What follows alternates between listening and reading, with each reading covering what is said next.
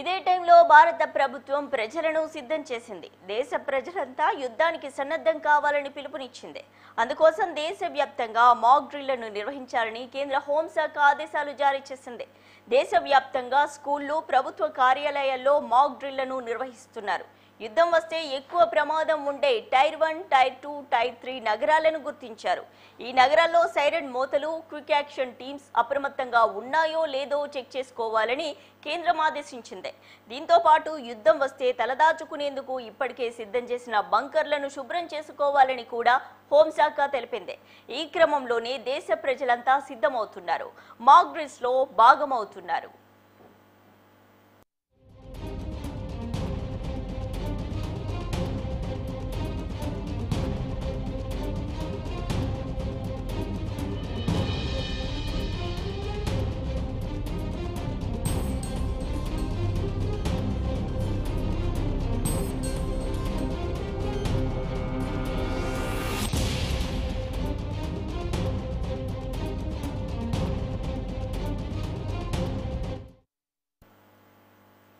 ఇక దేశమంతా సిద్ధంగా ఉన్న టైంలో భారత ఎయిర్ ఫోర్స్ సిద్ధమైంది. అర్ధరాత్రి 1:44 ఆపరేషన్ సింధూర్ పేరుతో పాకిస్తాన్లోని ఉగ్ర స్థావరాలపై భారత సైన్యం మెరుపు దాడులు చేపట్టింది.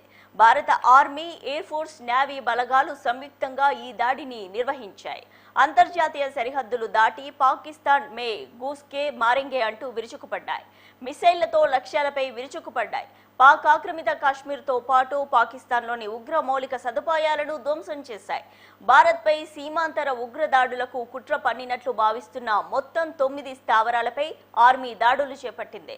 పూర్తిగా ఖచ్చితత్వంతో దాడులు చేసినట్లుగా పేర్కొంది ఐఏఎఫ్. ఉద్రిక్త పరిస్థితులకు తావు లేకుండా పాక్ సైనిక సదుపాయాలపై ఎక్కడ దాడులు చేపట్టలేదని భారత ప్రభుత్వం పేర్కొంది. ఆపరేషన్ సింధూర్ అనంతరం భారత్ మాతాకి జై అనే పేరుతో పలువురు కేంద్ర మంత్రులు, ప్రముఖులు సోషల్ మీడియాలో పోస్టులు చేస్తున్నారు.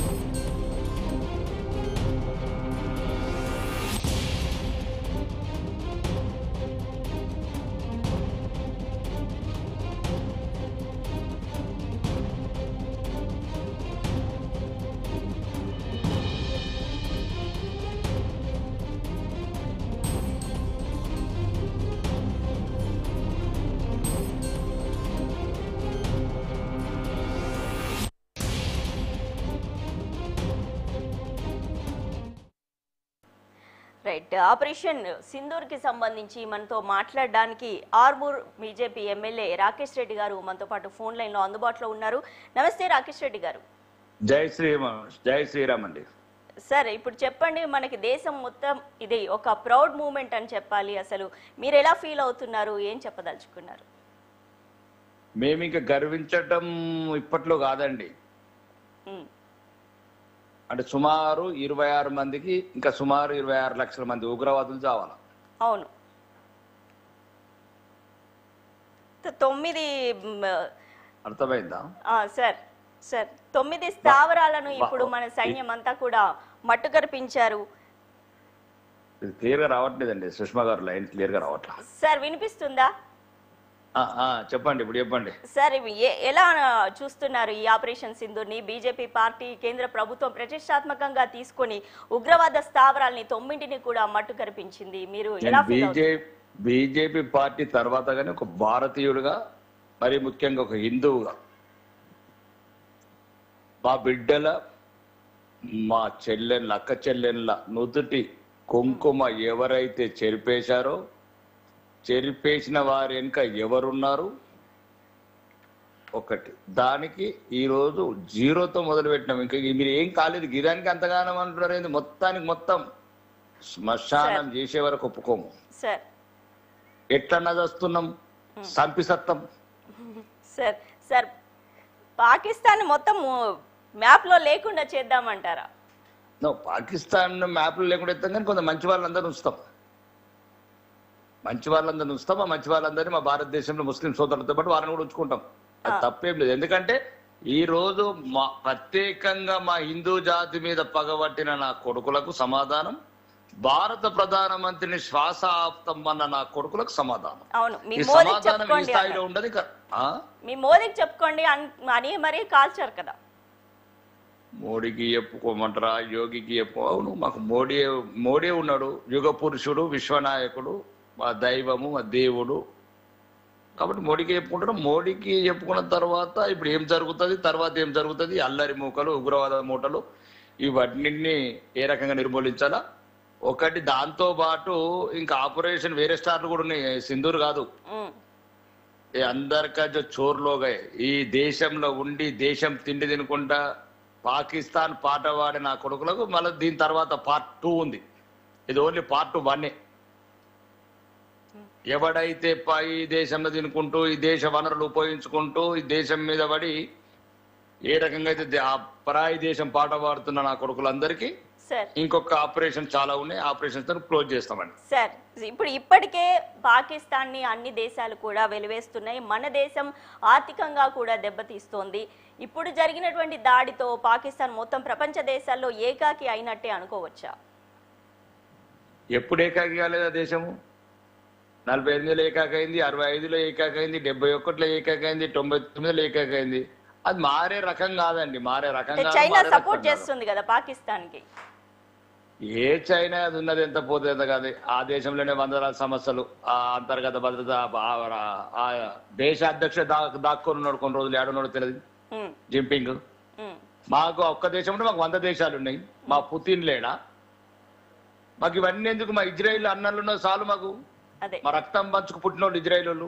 అదే ఇప్పుడు పాకిస్తాన్ ఆర్మీ కూడా, పాకిస్తాన్ ఆర్మీ చీఫ్ కూడా బంకర్లలో దాక్కున్నారు ఈ ఆపరేషన్ లో అని చెప్పి వార్తలు వస్తున్నాయి. దీనిపైన ముషరఫ్ దాక్కోలేదా?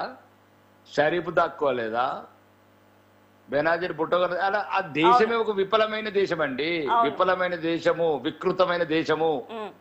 ఒక రకంగా అప్పుడున్న ఎవరైతే కొంత మీద ఉన్నారో చనిపోయి పైన, వాళ్ళ ఆత్మలు కూడా ఈరోజు బాగా ఇబ్బంది పడతాయి. ఎందుకంటే కొన్ని లక్షలాది, అది కోట్లాది మంది హిందువుల క్షోభాది ఆ దేశ విభజన. అప్పటి నుంచి ఇప్పటివరకు రావణ కాష్టంలో రగుతూనే ఉంది. జబ్కా భారత్ అలాగే, అబ్కా భారత్ అలాగే, అబ్కా తో మోడీ కా భారత్ హై, అబ్కో భాజపా కా భారత్ హై. तो जैसा जवाब देने का वैसा दे देगा, मुंह तोड़ के जवाब दे देगा हम लोग. సార్, ఇప్పుడు నరేంద్ర మోదీని అంతమొందిస్తామని కూడా ఉగ్రవాదులు లేఖ విడుదల చేయడం జరిగింది. దీనిపైన మీరేమంటారు సార్? అదే ఇంతకుముందు ఒక ఇంటర్వ్యూలో చెప్పిన 120 నరేంద్ర మోడీ గారు ఎవరో కాదండి, భారత ప్రధాని మా 120 కోట్ల హిందువులు, మిగతా వాళ్ళు మొత్తం కలిపి 140 కోట్ల భారతీయుల శ్వాస ఆయన. 140 కోట్ల మంది భారతీయుల ఊపిరి. ఏ కొంతమంది ఉగ్రవాద అక్కడ ఉంటే ప్రతిపక్ష నాయకుడు ఉంటే ఉండిండొచ్చు కానీ, అవాకులు చెవాకులు వెళ్ళేటోళ్ళు, మిగతా ఎవడన్నా ఒక 10% ఉగ్రవాదులు, తీవ్రవాదులకు సపోర్ట్ చేసే వాళ్ళు కొంత తప్ప, భారతదేశం అంతా అన్ని మతాలకు అతీతంగా తమ ఊపిరిగా భావిస్తున్న నాయకుడు, యుగ పురుషుడు నరేంద్ర మోడీ గారు. నరేంద్ర మోడీ గారిని ఎప్పుడైతే శ్వాస ఆపేస్తామన్నాడో, అన్న నా కొడుకులని, అన్న వాళ్ళని, ఉగ్రవాదులు కావచ్చు, ఉగ్రవాదులకు ప్రేరేపించిన ప్రతి ఒక్కరిని, ప్రతి ఒక్కరికి శ్వాస. మసూద్ అజర్ అన్నాడు కదా సార్, లేఖ కూడా రిలీజ్ చేయడం జరిగింది. నెక్స్ట్ టార్గెట్ మన భారతదేశానికి అతనేనా సార్? మసూద్ అజర్ అంతర్జాతీయ ఉగ్రవాది, లేఖ బహిరంగ రాయడం జరిగింది. ప్రధాని మోదీని అంతమొందిస్తామని. నెక్స్ట్ టార్గెట్ భారత్ కి వాడేనా? వాడే కాదు, వాడు ఎన్నుకున్న వాడి జేజమ్మలు అందరి పని పడతాము.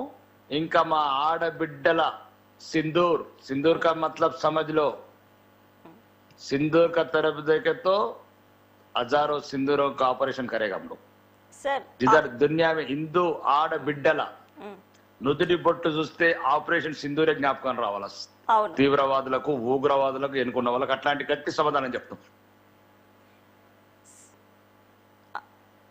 సార్, సింధు నదీ జలాల నుండి మొదలు పెడితే ఆపరేషన్ సింధూర్ వరకు కూడా మన భారత్ సక్సెస్ అయ్యింది అని అనుకోవచ్చా? పాకిస్తాన్ పైన జరుగుతున్న ఈ దాడిలో సక్సెస్ ఫెయిల్యూర్ ఏం లేదండి. ఇక సక్సెస్ ఫెయిల్యూర్ లేదుగా. అదే ఇంకా ముందుకు సిద్ధమైపోయినాము. మొత్తము 120 కోట్ల మంది హిందువులు మాకు సహకరించి మాకు మద్దతు తెలిపే ముస్లిం సోదరులు, ఇతర మతస్థులు అందరం సిద్ధమైనము. ఇంకా బుల్లెట్లు తింటానికి సిద్ధంగా లేమండి.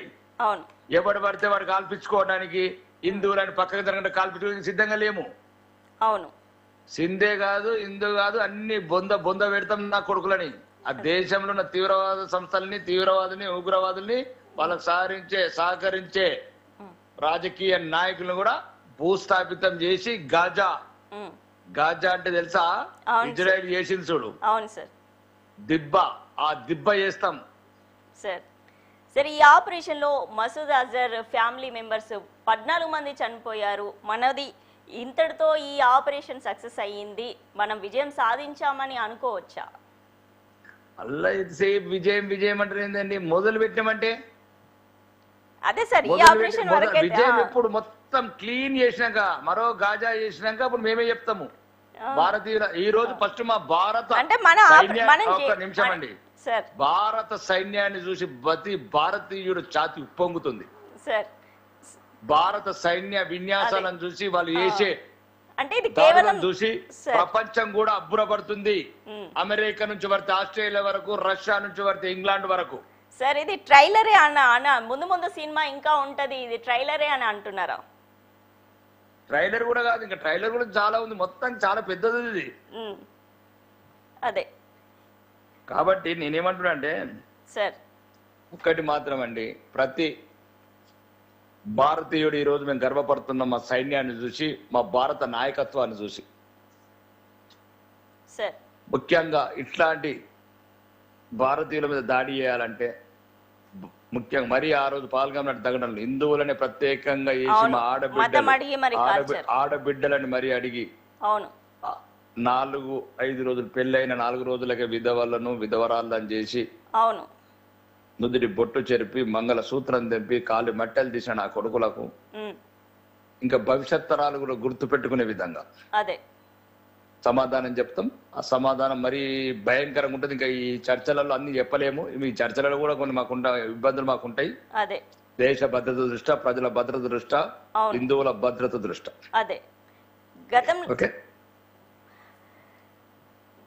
మరికొద్ది రోజుల్లో పీఓకే భారత్ లో భాగం అయిపోతుందా అంటే ఏం చెప్తారు సార్? పీఓకేనే కాదు, అవసరమైతే పాకం కూడా భాగం చేసుకుంటాం. పాకెవరిది?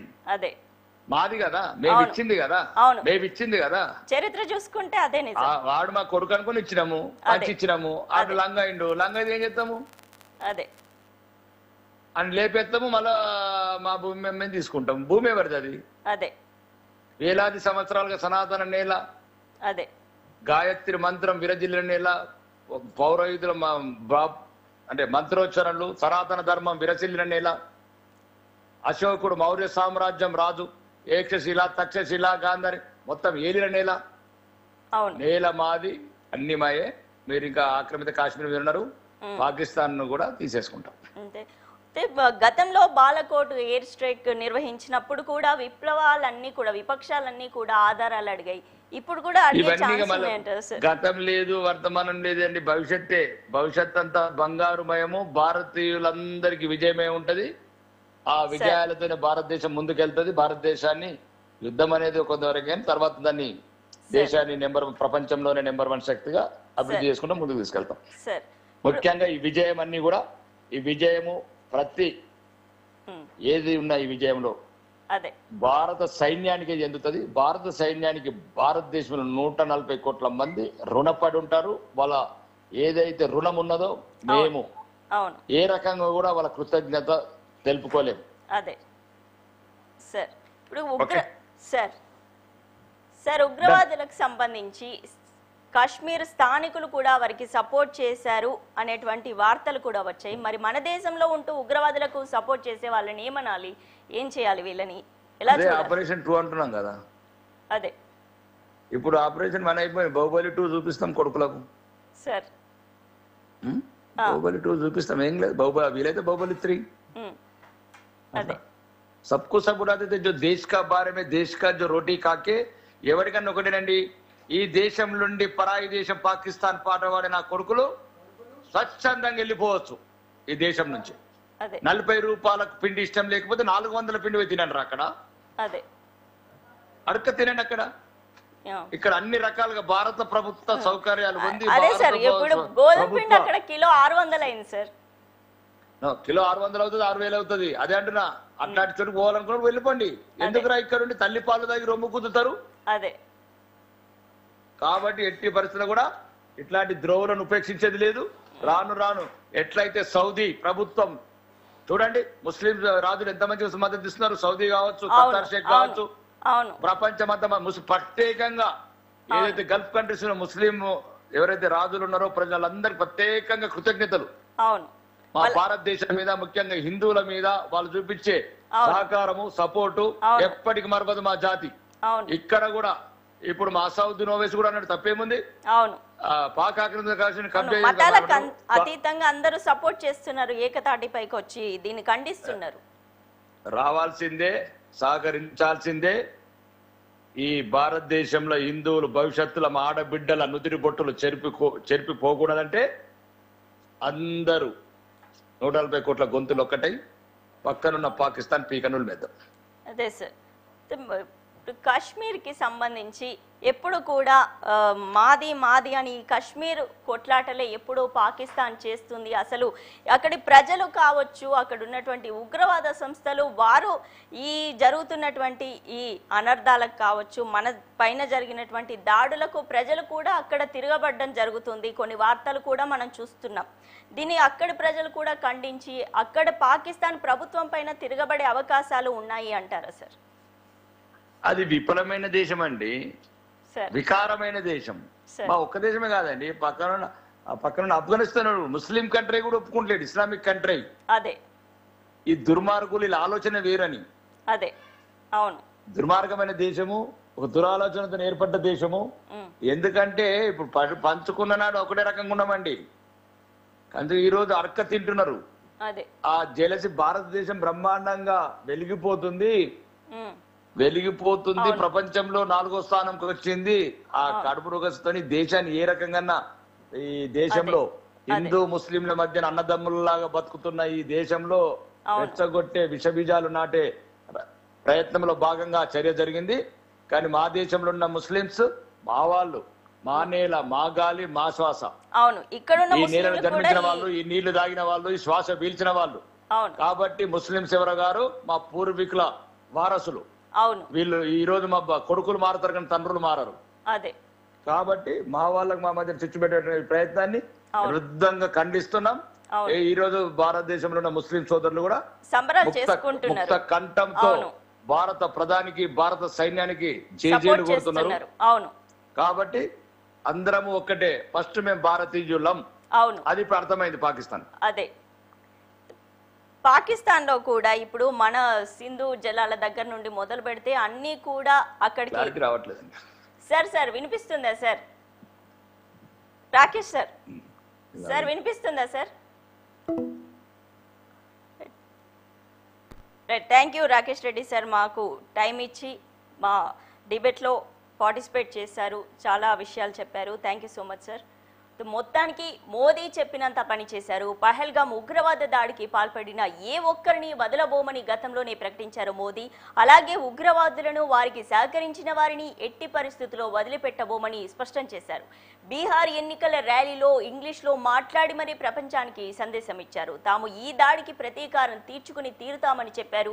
సరిగ్గా ఏం చెప్పారో అదే చేశారు మోదీ.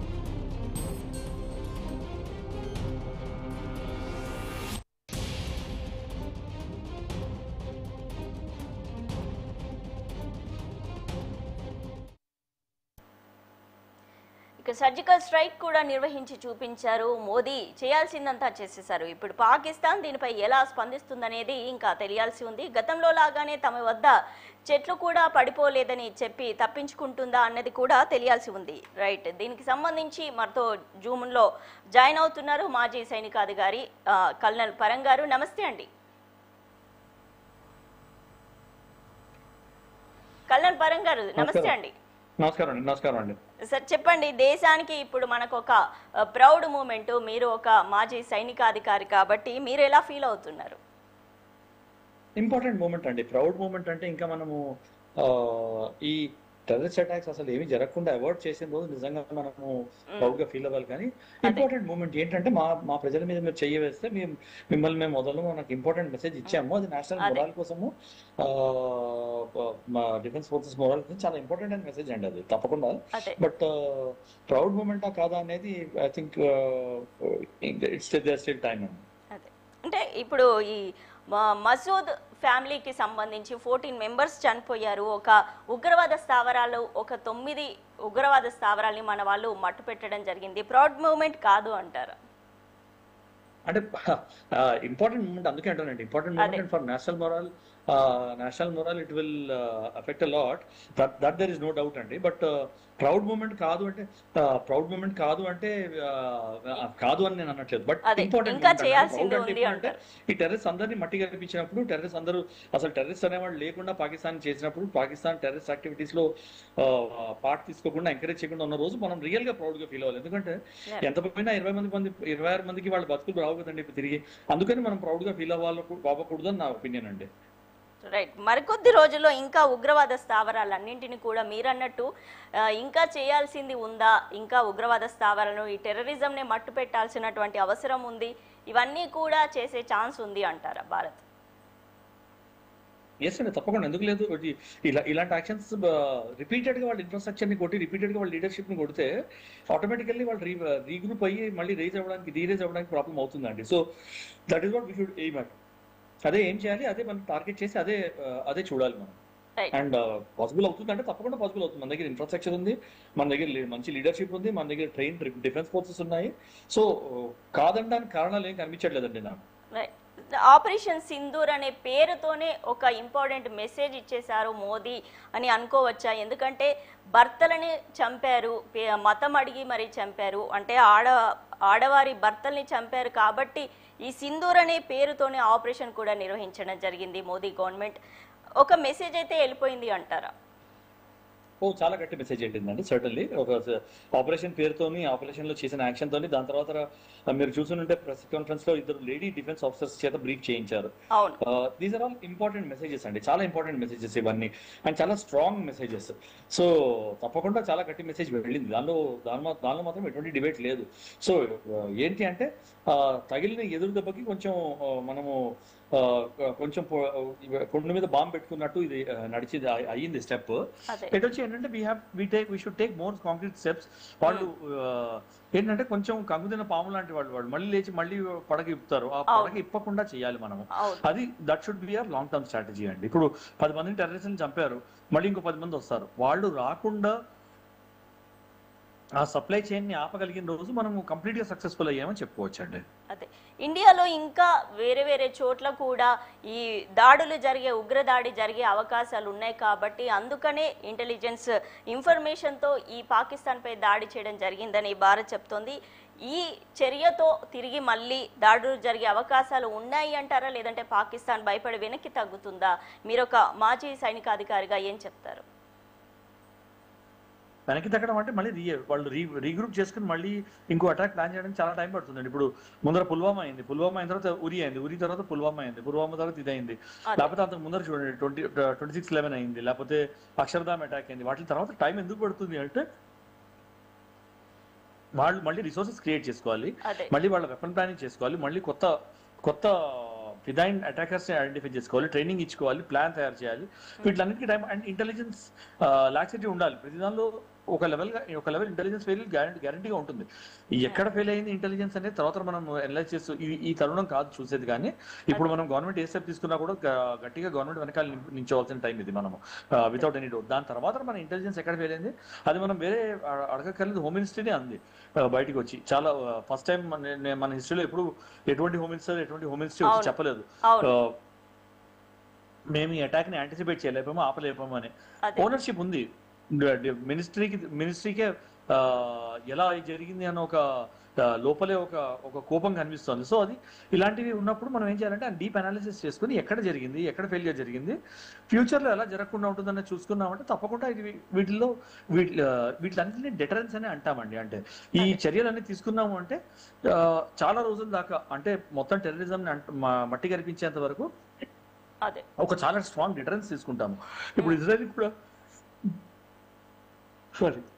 ఇజ్రాయెల్ కూడా అదే అనుకున్నారు. ఇజ్రాయెల్ మీద అటాక్ కాలేదు, ఇజ్రాయెల్ చాలా స్ట్రాంగ్ ఐరన్ డోమ్ ఉంది కానీ అది కూడా బ్రీచ్ అయింది కదా.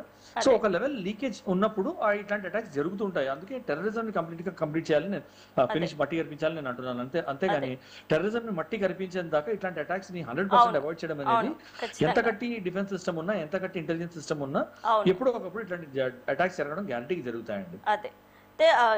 మీరు డిఫెన్స్ సిస్టమ్ గురించి మాట్లాడారు కాబట్టి మల్లికార్జున ఖర్గే ఒక మాట అన్నారు, ఈ ఖచ్చితంగా ఇంటెలిజెన్స్ ఇన్ఫర్మేషన్ ఇవ్వడంలో విఫలమైంది. ఎందుకంటే ముందే ఒక 1 వీక్ ముందే ఈ పహల్గామ్ దాడి జరుగుతుందని ఇన్ఫర్మేషన్ ఉంది. మోదీ అందుకే కాశ్మీర్ పర్యటనను కూడా ఆయన రద్దు చేసుకున్నారని చెప్పారు. అసలు ఆయన మాటల్ని మీరు ఏకీభవిస్తారా? అసలు ఆయన మాటల్ని ఎలా చూడాలి ఈ స్టేట్మెంట్ని? వీటిలన్నిటిలో కూడా పొలిటికల్ ఎండ్స్ చూసుకునే వాళ్ళండి వీళ్ళు. అది I think these are third rate politicians అండి. We should not give them time or footage. మనం ఇన్ఫాక్ట్ అట్లాంటి వాళ్ళకి మీడియా ఫుటేజ్ కూడా ఇవ్వకూడదని నా ఉద్దేశము. ఇలాంటి టైంలో ప్రైమ్ మినిస్టర్ వెనకాల పార్టీ మతభేదాలు పక్కన పెట్టి ప్రైమ్ మినిస్టర్ వెనకాల డిఫెన్స్ ఫోర్సెస్ వెనకాల నించునేది పోయి హోమ్ మినిస్టర్ ఫెయిల్ అయ్యాడా, ప్రైమ్ మినిస్టర్ ఫెయిల్ అయ్యాడా, లేకపోతే డిఫెన్స్ మినిస్టర్ ఫెయిల్ అయ్యాడా, ఇంటెలిజెన్స్ ఫెయిల్ అయ్యిందని చూసేవాళ్ళు.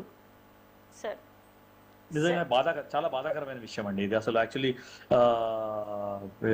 ఇలా బిహేవ్ చేయకూడదని నా ఒపీనియన్ అండి. పొలిటీషియన్స్ అనేవాళ్ళు మీరు వేరే దేశాల్లో ఎక్కడ చూసినా కూడా, మీరు ఇజ్రాయెల్లో చూడండి, ఇజ్రాయెల్లో అన్ని విభేదాలు వదిలేసి హమాస్ అటాక్ అయిన తర్వాత పొలిటీషియన్స్ కూడా వాళ్ళు డిఫెన్స్ ఫోర్సెస్ జాయిన్ అయ్యారు. వెళ్ళి మేము ముందర దేశం కోసం పోరాడతాము, దాని తర్వాత మా భేదాలు మత భేదాలు ఏవో మేము లోపల చూసుకుంటాము, బయటకు పబ్లిష్ చేయమని.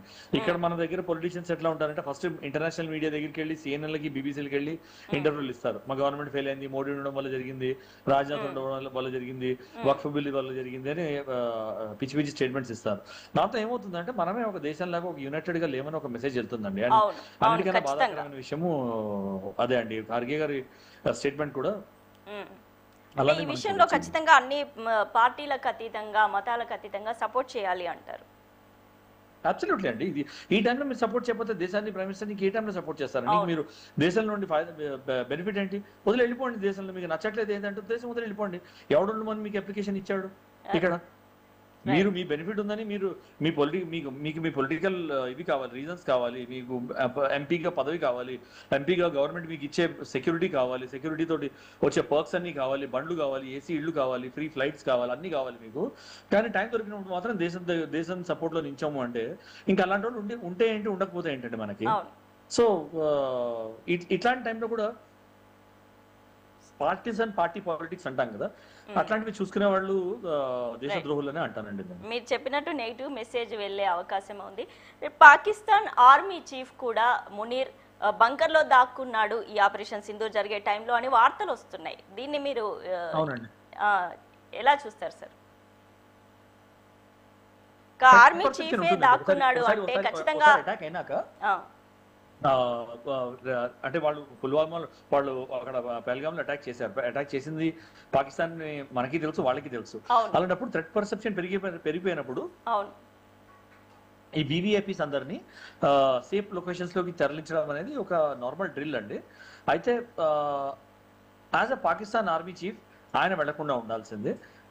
ప్రైమ్ మినిస్టర్ ని, ప్రెసిడెంట్ ని వాళ్ళు తీసుకెళ్లి బంకర్ లో పెట్టారంటే అది వేరే విషయము. కానీ as a leader of their arm forces ఆయన వెళ్ళి దాక్కోవడం అనేది పిరికితనమని చెప్పుకోవచ్చండి. అదే సార్, ఎక్కడా కూడా ఈ ఆపరేషన్ సింధూర్ చేస్తుండడానికి ముందు ఎక్కడా కూడా ఈ విషయం బయటకు వెళ్లకుండా నిఘా వర్గాలన్నీ కూడా జాగ్రత్తలు తీసుకున్నారు. మోదీ కూడా నిన్న పార్టిసిపేట్ చేసినటువంటి అన్ని ఈవెంట్స్లో కూడా ఆయన చాలా నిశ్చలంగా ఉన్నారు. ఆయన ఫేస్లో ఎలాంటి ఎక్స్ప్రెషన్ మీడియాకు కూడా కనిపించకుండా ఆయన జాగ్రత్త పడ్డారు. అసలు ఆపరేషన్ సింధూర్ విషయంలో ఆయన చాలా ప్రతిష్టాత్మకంగా తీసుకుని ఈ విషయంలో పూర్తిగా సక్సెస్ అయ్యారు పిఎంగా అని అనుకోవాలా? ఈ విషయాన్ని ఎలా చూడాలి? సక్సెస్ అయ్యారు కాబట్టి అటాక్స్ అవ్వగలిగి సక్సెస్ అది దాని సీక్రెట్ గా ఉంచి ఎగ్జిక్యూటివ్ డిఫెన్స్ ఫోర్సెస్ కి ఫ్రీ హ్యాండ్ ఇచ్చారు. ఫస్ట్ ఆఫ్ ఆల్ ఏమన్నాడు ఆయన, నేను డైరెక్షన్స్ ఇవ్వను, డిఫెన్స్ ఫోర్సెస్ కి ఫ్రీ హ్యాండ్ ఇస్తున్నాను, వాళ్ళు ఏం చేయాలనుకుంటే అది చేసి వాళ్ళు నాకు చెప్పి వాళ్ళని యాక్షన్ తీసుకోమని క్లియర్ మెసేజ్ చేశాడు ఆయన. దాంతో ఏంటి, దీని పాలిటిక్స్ కి నా పర్సనల్ కానీ పొలిటికల్ గెయిన్ కానీ అతీతంగా చూస్తున్నాను, నేను ఇది నేషనల్ ప్రైడ్ గా చూస్తున్నానని ఒక క్లియర్ మెసేజ్ ఇచ్చాడు. దాని తర్వాత నిన్న ఆ సీక్రెసీ మెయింటైన్ చేసి యాక్టివిటీస్ అన్ని నార్మల్ గా మెయింటైన్ చేసి తెలిసిన వాళ్ళు తెలియాల్సిన వాళ్ళకంటే ముగ్గురు నలుగురు ఇన్నర్ సర్కిల్ కి తప్ప స్ట్రాటజిక్ మినిస్ట్రీస్ కి నేషనల్ సెక్యూరిటీ అడ్వైజర్ కి తప్ప మిగతా వాళ్ళకి ఎవరికి తెలియకుండా అండర్ ర్యాప్ ఉంచి యాక్షన్ అయ్యాక మాత్రమే డిక్లేర్ చేయడం అనేది చాలా ఇంపార్టెంట్. లేకపోతే ఒకళ్ళకి తెలిసిందంటే అది ఒకళ్ళు ఇద్దరు అవుతారు, ఇద్దరు నలుగురు అవుతారు. అటాక్ కన్నా ముందర ఎలిమెంట్ ఆఫ్ సర్ప్రైజ్ వెళ్ళిపోతుంది. దాని తర్వాత వాళ్ళు రియాక్షన్ టైం వాళ్ళకి ఇంకా ఎక్కువ దొరుకుతుంది. సో అలాంటి తరుణంలో ఇవి సీక్రెట్ గా ఉంచకపోతే మాత్రం ఇలాంటి యాక్షన్స్ అన్ని ఫెయిల్ అవుతాయి. So success of such actions are always in the element of surprise. ఆ ఎలిమెంట్ ఆఫ్ సర్ప్రైజ్ మెయింటైన్ చేయడంలో ఆయన ఫాస్ట్ మాస్టర్ అని చెప్పుకోవాలి, మోదీ చాలా ఫాస్ట్ మాస్టర్ అని చెప్పుకోవాలి. అలాగే దీనిలో కూడా సక్సీడ్ అయ్యాడు, ఆయన స్ట్రాటజీ ఇక్కడ కూడా సక్సీడ్ అయింది. అదే సార్, ఇప్పుడు పాకిస్తాన్ ఉన్నటువంటి పరిస్థితుల్లో ఆర్థిక సంక్షోభం అయితే అక్కడ కనిపిస్తుంది. ఎందుకంటే అక్కడ నిత్యావసర ధరలు కూడా బగ్గుమంటున్నాయి, రేట్లన్నీ కూడా విపరీతంగా పెరిగిపోయాయి. అన్ని దేశాల వాళ్ళు కూడా ఒక్కొక్కటిగా వాటికి ఎగుమతిని నిలిపివేస్తూ వస్తున్నారు. ఇప్పుడున్న పరిస్థితుల్లో పాకిస్తాన్ యుద్ధం అంటూ వస్తే, అంటే ఇలాంటి ఆపరేషన్స్ మళ్ళీ భారత్ చేయాల్సి వస్తే పాకిస్తాన్ తట్టుకునే శక్తి పాకిస్తాన్కు ఉందా? అసలు ఎన్ని రోజులు వాళ్ళ దగ్గర ఉన్నటువంటి ఆయుధాలతో యుద్ధం చేసే అవకాశం ఉంది అంటారు? ఆర్థిక సంక్షోభం అనేది పాకిస్తాన్ లో 20-30 ఏళ్ల క్రితం ఉండేదండి. ఇప్పుడు పాకిస్తాన్ ఉన్న పరిస్థితి ఏమంటే అడుక్కు తింటున్నారని చెప్పాలండి, క్లియర్ గా చెప్పుకోవాలంటే, గట్టిగా చెప్పుకోవాలంటే అడుక్కు తింటున్నారు. చైనా దగ్గర నుంచి, IMF దగ్గర నుంచి, మిగతా వెస్టర్న్ కంట్రీస్ దగ్గర నుంచి వీళ్ళకి ఫండింగ్ రాకపోతే వాళ్ళు రెండో రోజు అడుక్కు తినే తరుణానికి వచ్చేస్తారు అని క్లియర్ గా చెప్పుకోవచ్చు అండి. That is one part. Second part ఏంటంటే వాళ్ళ status of their national reserves ఎలా ఉందంటే, ఎక్స్టర్నల్ హెల్ప్ లేదు అంటే వాళ్ళకి ఎక్స్టర్నల్ సపోర్ట్ రాలేదంటే మాత్రం వాళ్ళ అమ్యునిషన్ డంప్స్, వాళ్ళ మనీ అనేవి 3-4 రోజుల కన్నా ఎక్కువ లాస్ట్ అవ్వని క్లియర్ రిపోర్ట్స్ ఉన్నాయండి. సో మీరు ఎంత ఎక్స్టెండ్ చేసినా కూడా 1 వారం రోజులు ఎక్స్టెండ్ చేయగలుగుతారు యుద్ధం. సో యాక్టివ్ హాస్టిలిటీలో పాకిస్తాన్ కి తెలిసింది విషయం అనేది, ప్రపంచానికి తెలిసిన విషయం, ఇండియాకి తెలిసిన విషయం ఏంటంటే పాకిస్తాన్ కి ఇండియాకి పొంతన అనేది లేదండి, అంటే కంపారిజన్ అనేది అసలు లేదండి. బట్ ఏంటంటే వాళ్ళకి Pakistan sole purpose of existing is basically anti India activity. So అందుకే ఇండియా అని చేసి వాళ్ళు సర్వైవ్ అవుతుంటారు. లేకపోతే మాత్రం మన ట్రైనింగ్ లో కానీ, మన ఫోర్సెస్ మోటివేషన్ కానీ, మన ఫోర్సెస్ లీడర్షిప్ కానీ, లేకపోతే మనకున్న డ్రైవ్ కానీ, లేకపోతే మన నేషనల్ కల్చర్ కున్న యూనిటీ కానీ వాళ్ళకి లేదు.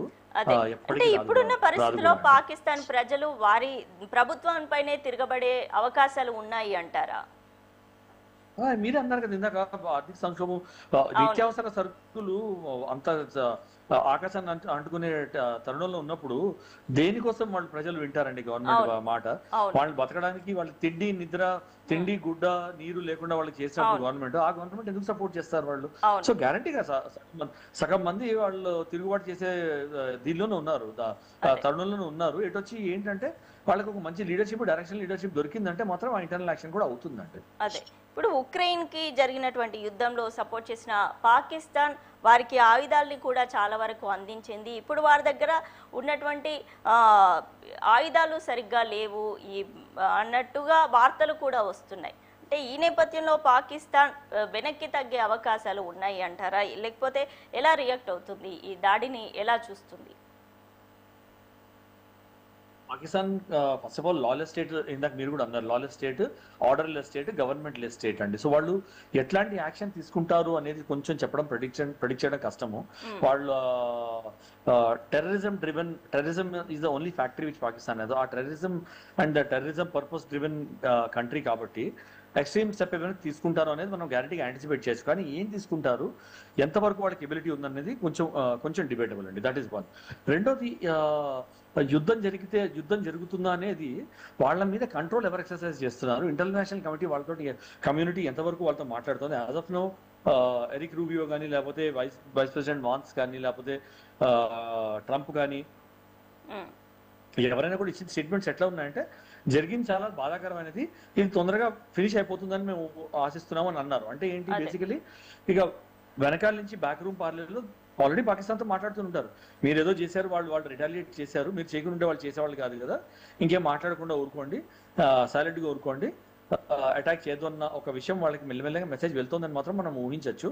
అది ఎంతవరకు మెసేజ్ వెళ్ళింది అనేది వచ్చే 1-2 రోజుల్లో తెలుస్తుందండి. రైట్.